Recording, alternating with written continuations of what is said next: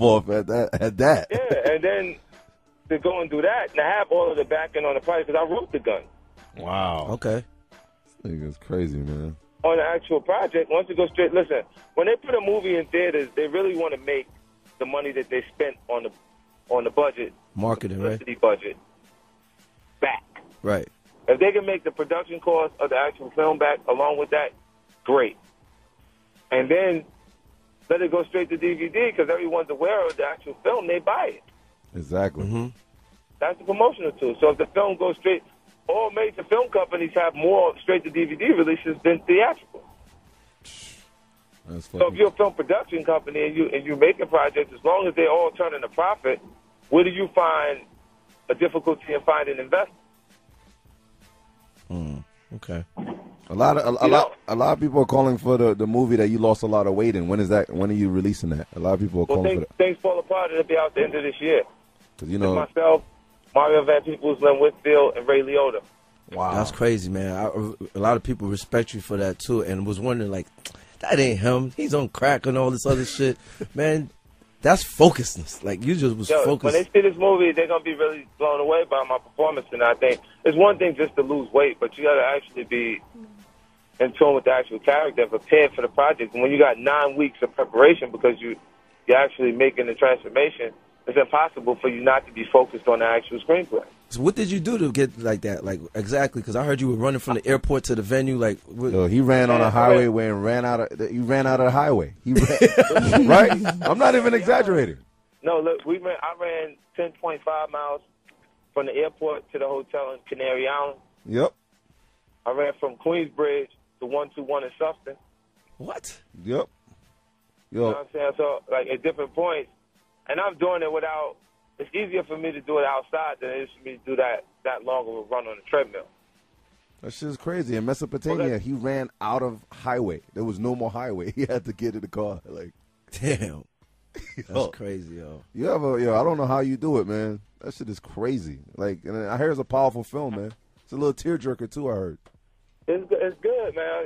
I got a chance to play Layla cry. like the first rough of it, but we're getting it together now for it'll be in Toronto Film Festival. I know you're getting ready for the film festivals and all that. That's so gonna be the winner there, huh? That's gonna be. Oh man, It's good. I mean, it's the first time I'm in a film and I have no gun. yeah, I know, man. They gonna see a different side now, right? Yeah. Hey, shout out to your boy, The Game, man. He's trying to get back with you again, man. Getting a lot of calls on that all day. Like, people are laughing Yeah, he at thinks this that guy. it should be a real night, and somebody, you guys should be back together again. Oh, what? Yeah, he Well, said, I wish him luck. I wish that brother health and happiness in the future. and he said the same thing. You know, but I really don't have any interest in making music with him. But like for him to go ahead and do what he got to do, go ahead. You know what I mean? Right. I never picked a shot at any artist. I can care less. It's just when they say something to me, I respond to that negative energy. Right. And you know what? Speaking of that too, like the last week you did the car show with Banks, and you all came out. D Block was there, Dipset was there. Like, No problem. how was that? Like, you guys did it like that was the same day you had to do the Queens thing. Yeah, well, I mean, it's good. Like we developed relationships, and even that, like I didn't have issues with Cam when that happened. Wow, you Right. saw Camera? Did you see Cam that day? I didn't see him, Okay. but I didn't have issues with him when it started. Right. I was talking about Koch as an overall company, is calling it the graveyard because they were really, check this out. As a company, what their company was doing was taking advantage of marketing dollars that was previously spent by the major corporations. So if they previously gave these artists publicity budgets and singles and albums before, there was a certain amount of people or a base of people that enjoyed that art. And Koch would sign them with minimum budgets and have a certain distribution rate where they can continue to be profitable and almost a partnership with the artist. Yep. And in doing so, all of the artists that ended up over there were someone who was previously hot on the majors. Mm. Like, look at Dipset. Dipset was the hottest brand affiliated with Koch Records, right? Yep. And they constantly had someone on the majors having marketing dollars spent, whether it was Cam when he was at Sony and Columbia and all that shit, or whether it's Jim Jones, Jimmy when he's over at, Warner. Columbia, or when it's Jewel's at Def Jam, but they had somebody keeping the brand alive. Cool from the majors' perspective while they were getting independent money. So that kept them as the coolest group. But look at everybody else was on it. And right after they finished selling Dipset, they sell Barney CDs. Yeah. Wow. There was no quality control at that point of what they actually distributed.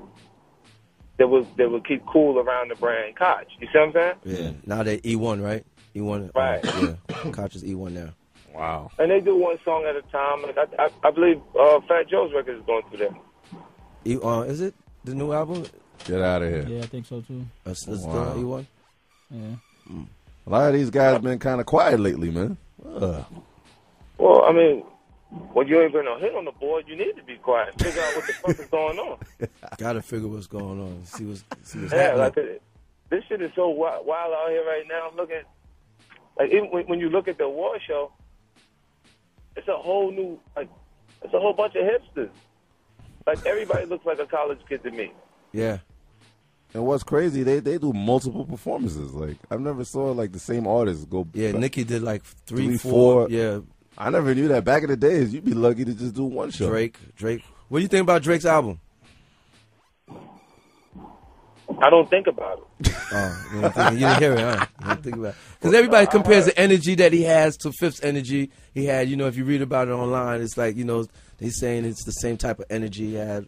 Because of the mixtape background. And You Yeah. got to make a comparison to it because of how good his mixtape was. Right. Yeah. You know what I'm saying? But my mixtapes, none of them was that good. None of them was made for radio. Right. Oh, if you say You that, understand? yeah. Like my mixtape material was made for my core. It was made for the street. Yeah, he had shit crossing over into. He Yeah, had radio. records that were radio songs on his mixtape, and it doesn't mean that it is a better quality. It's just a different time where the artist is making a song that is supposed to play on the actual radio versus. Well, he hasn't experienced anything that would probably motivate him to make a street record. He's not street. No, he's not. We know that. He admits that. He admits that he's not. No, he's not. Yeah, like you look at that, so there's no real comparisons to that, and there ain't no records playing on radio that don't have support. Exactly. So when you see a song, they could call it off the mixtape. That's branding. That's marketing. Right. But believe me, there's a budget and support and phone calls being made For that to record. keep to it hold moving. that record up. Right. So that's not just that. You got a lot of artists out there, a lot of artists, really good artists that ain't getting a shot, man. A lot. Because they don't have the political background to get it popping with radio. Right. So you mean to tell me those songs that's playing there ain't no good?